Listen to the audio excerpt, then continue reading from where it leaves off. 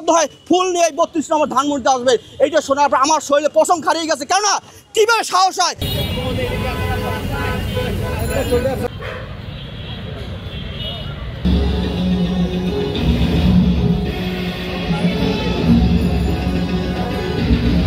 ঐক্যবদ্ধ হয় ফুল নিয়ে ৩২ নম্বর ধানমন্ডিতে আসবে, এইটা শোনার পর আমার শরীরে পশম খারিয়ে গেছে। কেননা কীভাবে সাহস হয়, কীভাবে তাদের শরীরে রক্ত জ্বলে ওঠে, কীভাবে তারা এখানে আসার তারা করছে। আমার প্রশ্ন, আমি আরও দেখতে পাইছিলাম যে এখানে কিছুক্ষণ কত ঘন্টাখানিক আগে এক ভদ্র মহিলা সে ফুল দিয়ে আসার জন্য এখানে আসছে। আমি এটা দেখার সাথে সাথে আমি আর বাসায় থাকিনি, আমি চলে আসছি এখানে। কেন, কতবার তার সাহস, কতবার তার কলিজা।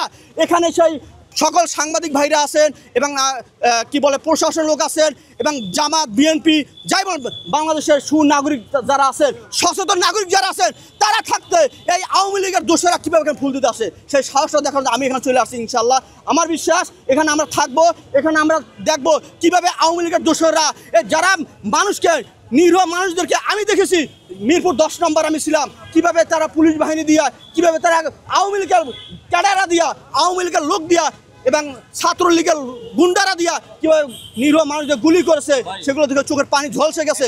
যখন আমি মিরপুর ১০ নম্বরে ছিলাম, ওরা যখন গুলি করতেছিল, ওরা যখন বোম মারতেছিল, ওরা যখন ইট পাটকেল নিক্ষেপ করছিল, তখন আমি কিছু ছবি তুলছিলাম। কিছুক্ষণ পরের দিন তার প্রত্যেকটা মানুষে আমার এই মোবাইলগুলো চেক করছিল।